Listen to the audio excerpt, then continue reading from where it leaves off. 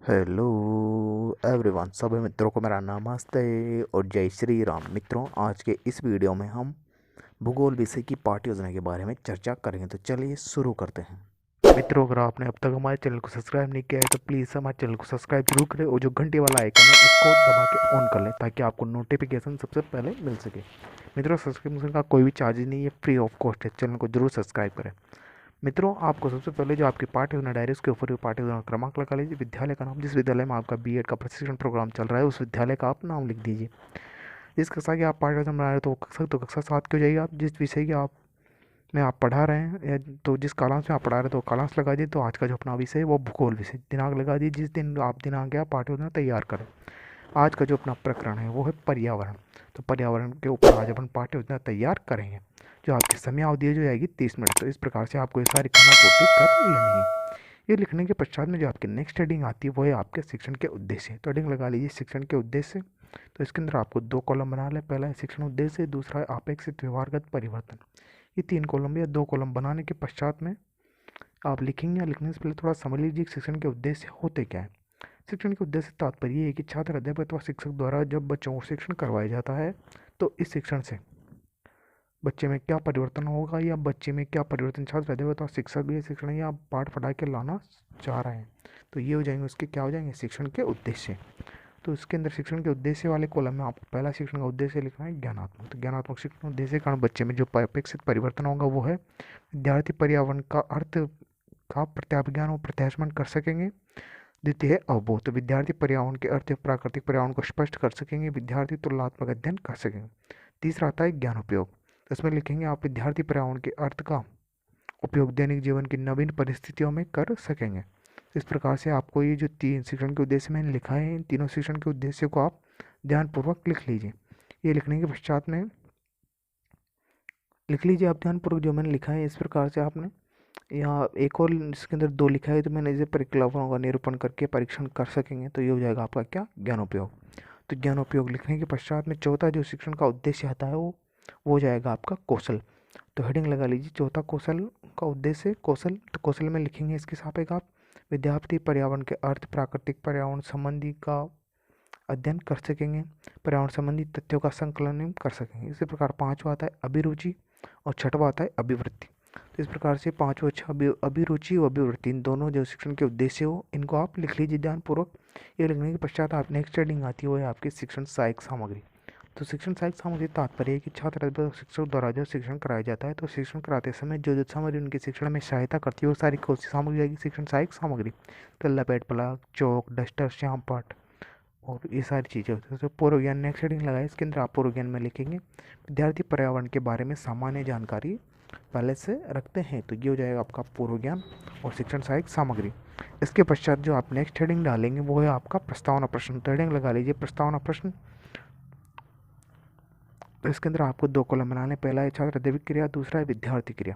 तो इसके अंदर आपको दोनों कॉलम बनाने के पश्चात में इसमें लिखेंगे। लिखने से पहले थोड़ा समझ लीजिए जो प्रस्तावना प्रश्न होते क्या है। जो प्रस्तावना प्रश्न होते हैं वो छात्र अध्यापक द्वारा पूछे जाते हैं और कम से कम छात्र अध्यापक या अध्यापिका द्वारा कम से कम 4 प्रश्न और अधिक से अधिकतम 6 या 7 प्रश्न छात्र अध्यापक या अध्यापिका द्वारा पूछे जा सकते हैं। जो ये प्रश्न होते हैं ये निर्भर करते हैं कि आपने जो पाठ्य योजना तैयार की कि वो कैसी बनेगी। कहने का मतलब है आपकी संपूर्ण पाठ्य योजना इन्हीं प्रस्तावना प्रश्नों के ऊपर निर्भर करती है किस प्रकार से आपकी पाठ्य योजना होगी, प्रभावपूर्ण होगी या नहीं होगी। तो ये इस पर क्या होता है निर्भर करता है। कहने का मतलब है सबसे महत्वपूर्ण भाग होता है जो पाठ्य योजना का वो ये प्रस्तावना प्रश्न होते हैं कि जितने अच्छे आपके प्रस्तावना प्रश्न होंगे आपकी पाठ्य योजना भी उतनी अच्छी या प्रभावपूर्ण बन के आएगी। जैसे पहला प्रश्न छात्र अध्यापिका ने पूछा सूर्य एवं उसका परिवार क्या कहलाता है। बच्चे उत्तर देंगे सौर मंडल कहता है। वर्तमान में सौर मंडल में कितने ग्रह? तो बच्चे देंगे 8 ग्रह। इन ग्रहों में जीवन किस पर संभव है? तो बच्चे कहते हैं पृथ्वी पर संभव। पृथ्वी के चारों ओर का आवरण क्या कहलाता है? बच्चे कहते हैं पर्यावरण कहलाता है। पर्यावरण के बारे में आप क्या जानते हैं? तो बच्चे इस प्रश्न का उत्तर नहीं दे पाएंगे। इसे एक प्रकार से समस्यात्मक प्रश्न बन जाएगा। आपकी जो नेक्स्ट हेडिंग आती है वो है आपका उद्देश्य कथन। तो इसमें लिखेंगे आप बच्चों आज हम पर्यावरण के बारे में विस्तार पूर्वक अध्ययन करेंगे। इसके पश्चात आपकी जो नेक्स्ट हेडिंग आते हुए आपका प्रस्तुतिकरण। तो हेडिंग लगा लीजिए प्रस्तुतिकरण। और प्रस्तुतिकरण हेडिंग लगाने के पश्चात में आपको इसके अंदर 5 कॉलम बनाने। पहला है शिक्षण बिंदु, दूसरा छात्र अध्ययन क्रिया, तीसरा है विद्यार्थी क्रिया, चौथा है विधि और पांचवा है श्याम पट खारी। इस तरह से आपको ये 5 कॉलम बनाने। पाँचों कॉलम बनाने के पश्चात में जो शिक्षण बिंदु वाला कॉलम है उसके अंदर आपको पहला शिक्षण बिंदु लिखना है पर्यावरण का अर्थ। तो ये हो जाएगा पर्यावरण का अर्थ वाला शिक्षण बिंदु। तो इसके जो विकासात्मक प्रश्न है उसको लिखेंगे आप। हमें भोजन किससे प्राप्त होता है? बच्चे उत्तर देंगे पोषक पदार्थ से प्राप्त होता है। तो इस प्रकार से जो इसके विकासात्मक प्रश्न मैंने लिखा है उसको आप ध्यानपूर्वक लिख लीजिएगा। विधि आपकी इसमें चल रही प्रश्नोत्तरी विधि। और जो छात्र अध्यापक कथन है उसको लिखेंगे आप। छात्र अध्यापक कथन में पर्यावरण यानी शब्द की उत्पत्ति फ्रेंच शब्द एवेनाक्चर से जुड़ी हुई है, जिसका अर्थ है पर्यावरण हमारे जीवन का काल आधार है तथा हमें श्वास लेने के लिए दी गई जलवायु, भोजन बनाने के लिए सभी भूमि प्रदान करता है। तो ये क्या करता है? पर्यावरण। तो ये लिख लेंगे आप। इसके पश्चात में नेक्स्ट जो शिक्षण बिंदु आता है आपका प्राकृतिक पर्यावरण। इसके समक्ष जो मैंने इसके विकासात्मक प्रश्न लिखा है उन सारे विकासात्मक प्रश्नों को आप लिख लीजिए ध्यानपूर्वक। ये विकासात्मक प्रश्न लिखने के पश्चात में जो आपकी नेक्स्ट हेडिंग आती है या नेक्स्ट हेडिंग आप लिखेंगे तो वो लिख लीजिए आप ध्यानपूर्वक। यहाँ से जो छात्र अध्यापक कथन है वो छात्र अध्यापक कथन लिखेंगे इसके समक्ष प्राकृतिक पर्यावरण के समक्ष, वो लिख लीजिए आप ध्यानपूर्वक।